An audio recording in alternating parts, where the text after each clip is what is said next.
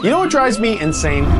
Every single time I go into the grocery store, I'll grab a handful of items, I'll go to the cash register, I'll check out, and it's a minimum of $50 every single time. Now, it wasn't like this before the pandemic. I remember grabbing my groceries, going up to the checkout, rigging myself up, maybe 20 to 30 bucks, I was out of there, and it all seemed very reasonable. Now, despite this firsthand experience, and I'm sure that you've experienced it too, the government keeps telling us that inflation is down and the economy is it's doing great. Today, we received news that our economy had 0% inflation. And to that I say, what the f are you talking about? So they can say what they want, but my bills for groceries and other things in my life, they're not going down. They just seem to be going up.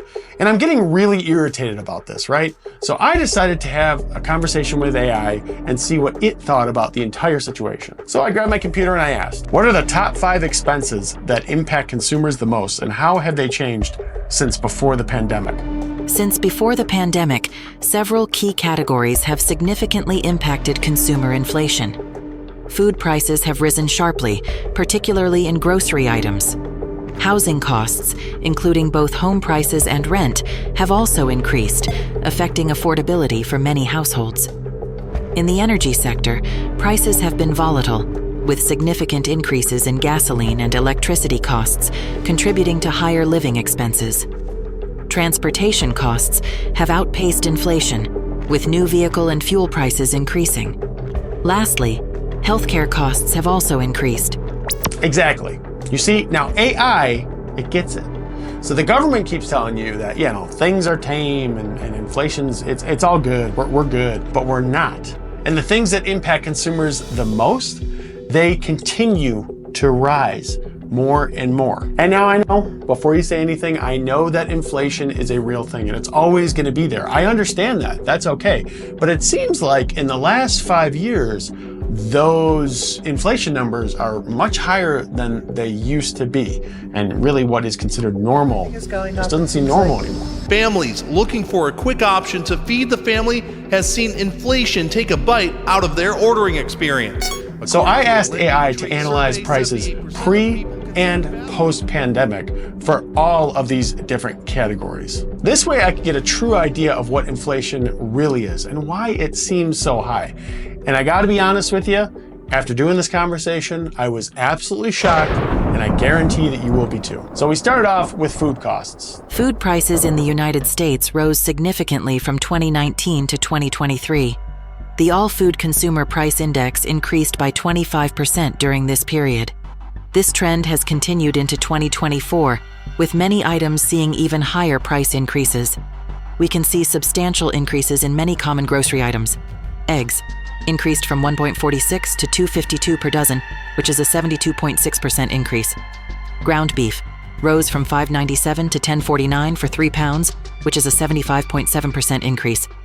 Milk went from $2.98 to $5.46 for 2 gallons, which is a 83.2% increase. And chicken breasts increased from $8.95 to $12.52 for 5 pounds, which is a 39.9% increase.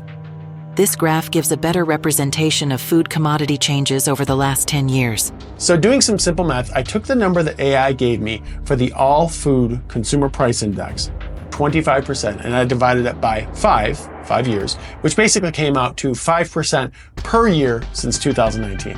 But here's where I went a little deeper, and I asked AI to give me an analysis to find what the average price increase was per year for the 10 years prior to 2019. So basically from 2008 to 2018. This was shocking. From 2008 to 2018, that number was approximately 2.12%. So not only has that percentage increase gotten larger, but it's actually gotten more than double from what it used to be, and it's growing exponentially year after year. So that sounds about right, and it explains why my grocery bill is so high. And hopefully whoever wins the election this year and gets in office, they're able to look at those numbers and actually tame them or possibly bring them down, because right now, and I really mean it, I have no idea how some families are even surviving. Okay, so first category, not so good. Let's go ahead and move on to housing. Hopefully that's a little better. From April 2019 to April 2024, the median list price rose 55% to $102,850 in counties where data is available. Nationwide, housing inventory has decreased by more than 30% since 2019 as well.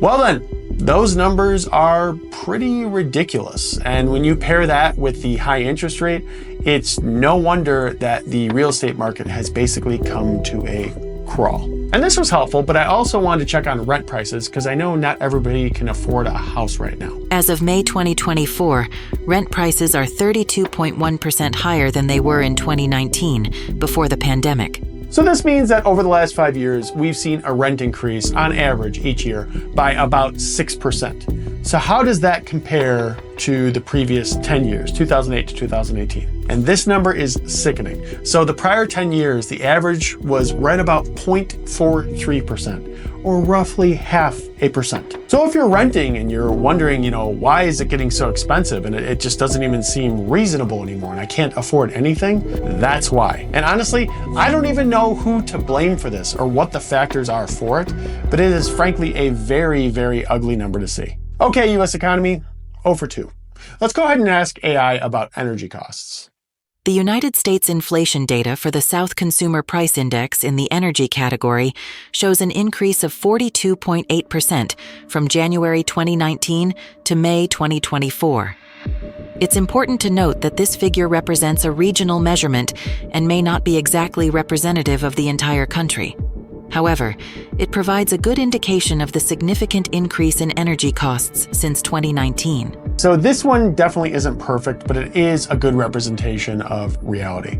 And I tried really hard here to get as much data as I could out of AI, but frankly, the studies just weren't available, so it only had so much data to go off of. So doing some simple math, this basically indicated that over the last 5 years, the average increase each year was 8.56%. Want to know what the average number was for the 10 years prior, according to AI? 3.10%. Again, the last 5-year increases have been more than double than they were previously. And frankly, this is a disheartening thing to see.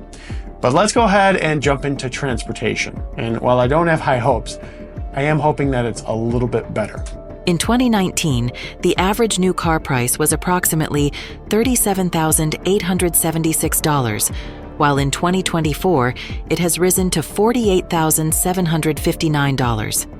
This represents a significant increase of 28.7% in new car prices over the 5-year period from 2019 to 2024. So here, we're looking at a 5.74 price increase per year over the last 5 years. The previous 10 years, that number, 2.44%. So yet again, we're looking at a situation where the percentage increase over the last 5 years has been more than double than the 10 years prior, every single year. But that's just new cars, so let's look at used cars as well. For used cars, the average used car selling price was $20,618 in 2019, and by 2024, this figure has risen to $25,571, representing an increase of approximately 24% over the 5-year period.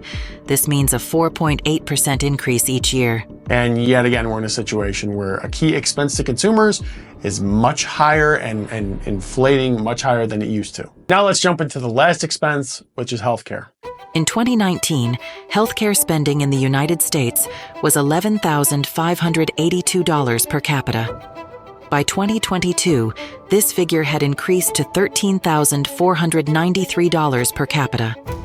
This data highlights the ongoing rise in per capita healthcare expenditures over recent years. Now, I wasn't able to get data for 2024. It simply is not available. And while this number was a little higher at 16.5%, which comes out to about 5.5% per year, that to me, it may be a little high, but it's so much more reasonable than a lot of the other expenses that we talked about in this video. So healthcare, while it isn't good, it's just not as bad as the others. So next time you see a government official on TV telling you that inflation really isn't that bad, just give them an appropriate response. Go yourself. Is that clear? So while overall inflation may be coming down, the truth is that the things that impact you and me and our bank accounts every single day, they're not going down. They're actually inflating wildly, and we really have to hope that soon those numbers stop or somebody's able to somehow reverse them. Now, I have to say, if you liked this video, please give it a like. And if you enjoyed it, also please subscribe to the channel. Basically, this indicates to YouTube and their algorithm that I don't suck, and I don't want to suck. And hopefully you don't think I suck. So if you do that, you'll really, really help me out, and I really, really appreciate it. Otherwise, I hope you enjoyed this one, and I'll see you in the next one.